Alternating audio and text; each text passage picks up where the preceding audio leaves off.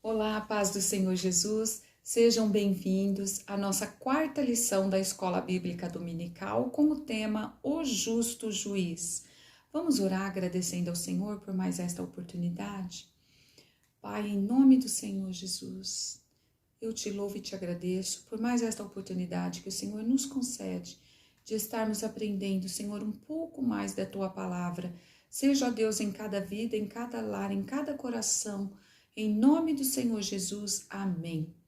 A nossa lição, ela encontra-se no livro de Daniel, no capítulo 6, no verso 3 ao 9, depois no 15, 16 e do 20 ao 23. O nosso versículo-chave, a Bíblia diz, encontra-se em 2 Timóteo 4, no verso 8, e diz assim: E agora está me esperando o prêmio da vitória, que é dado para quem vive uma vida correta. O prêmio que o Senhor, o justo juiz, me dará naquele dia, e não somente a mim, mas a todos os que esperam com amor a sua vinda. Glória a Deus por isso, né?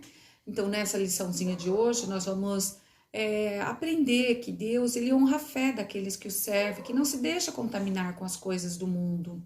E que a justiça e a fidelidade, elas são atributos de Deus, né?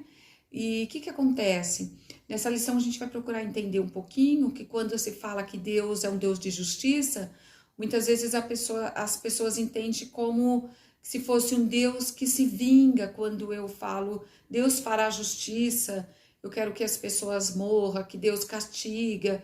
E não é isso, a palavra do Senhor não ensina que a justiça do Senhor é essa. A palavra do Senhor ensina que a justiça e a misericórdia, a benignidade do Senhor é o mesmo, que ele dará uma recompensa para nossas ações. Não é só justiça, não quer dizer essa forma que nós entendemos de querer julgar, de querer condenar as pessoas. É o fato da misericórdia em que o Senhor irá julgar os nossos atos. Vamos lá entrar no nosso primeiro tópico? Então, nosso primeiro tópico, ele cita como um exemplo muito forte que é a vida de Daniel. Daniel era um rapaz que vivia no reino de Judá, cuja capital era Jerusalém, e ele viveu mais ou menos na época do profeta Ezequiel e Jeremias, em que já previa que o povo seria cativo, o povo de Jerusalém seria levado cativo como prisioneiro pelo exército, né? Devido ao pecado que o povo estava cometendo na terra. E o que acontece? Daniel era um jovem de família nobre, de boa educação, de boa aparência. E dentro da lição cita mais ou menos que ele tinha por volta de 18 anos de idade, quando ele foi levado cativo juntamente com os seus amigos, que eram Ananias, Misael e Azarias, né? Então, eles foram levados como prisioneiros para a Babilônia, e a Babilônia, por ser um império que estava crescendo muito, eles não possuíam pessoas com alto nível de conhecimento, sábios, né, para poder estar ajudando nas soluções dos seus problemas, e o rei precisava dessas pessoas. E esses jovens, esses 4 jovens, eles foram os que, juntamente com os que foram levados como escravo, foram até parar na Babilônia. O nosso segundo tópico, vamos ao nosso segundo tópico? Nosso segundo tópico, ele fala sobre a fidelidade de Daniel. Então, os 4 jovens, Ananias, Azarias, Misael e Daniel, eles tinham todos os requisitos, as aptidões necessárias. Então, eles participaram desse processo seletivo. E o rei pede aos chefes dos eunucos que pegue dentre aquele povo israelita que separassem os jovens de família real e família nobre. E esses jovens, eles teriam que ter boa aparência, ter boa educação, ser inteligente, não podia apresentar nenhum defeito físico e tivesse facilidade para aprender os serviços escritos, os serviços que seriam feitos dentro do Palácio Real.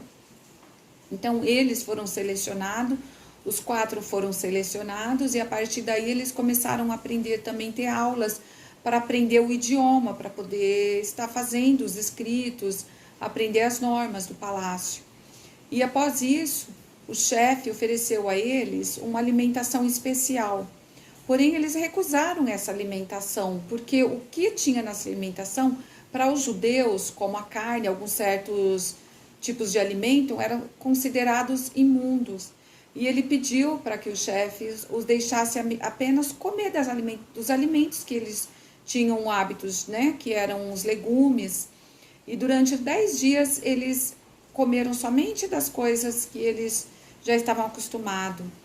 E após 3 anos, eles teriam que se apresentar ao rei.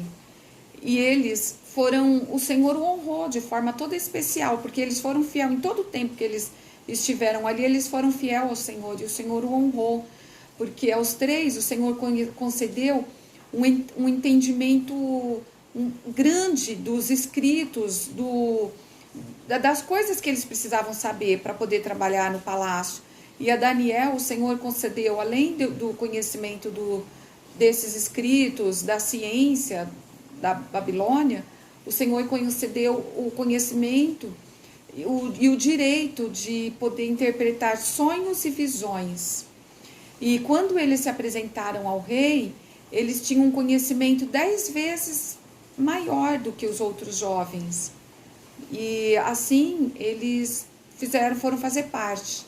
Vamos agora ao nosso terceiro tópico. O terceiro tópico fala sobre mais um teste de fidelidade. O tempo passou, Daniel foi envelhecendo, mas ele continuava sempre fiel, sempre dedicado, sempre crescendo profissionalmente e digno de confiança dos reis, porque ele demonstrava-se sempre sábio, competente, disciplinado e em oração. Era de conhecimento de todos que ele tinha o hábito de ir até a sua casa e orar 3 vezes ao dia ao Senhor. Ele abria suas janelas em direção a Jerusalém, sua cidade natal, e orava. E tornou-se público entre os governantes, os príncipes, que era de interesse do rei Dário de colocar a Daniel para que governasse, gerenciasse todo o reino.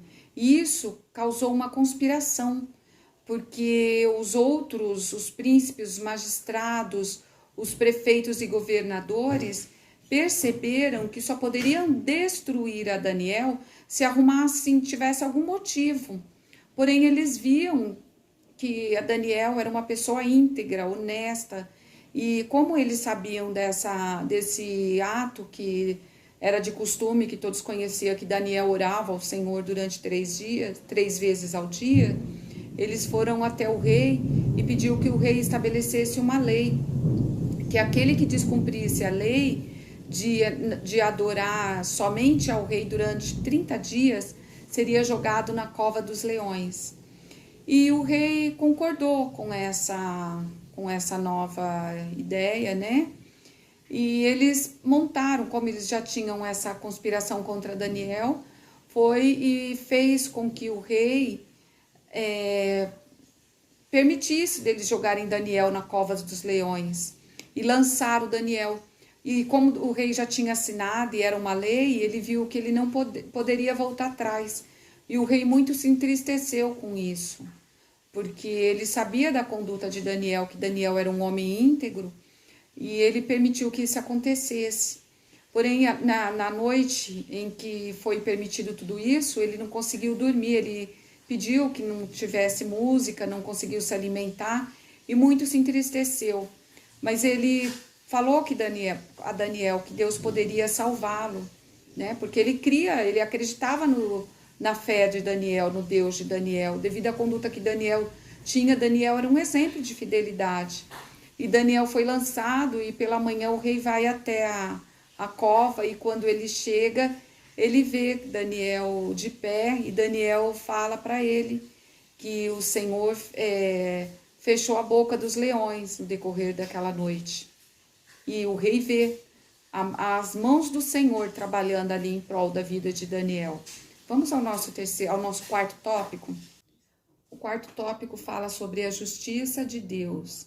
O nome Daniel significa Deus é o meu juiz.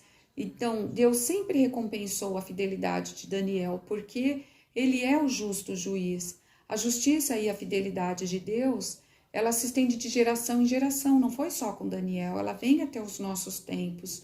E o que acontece?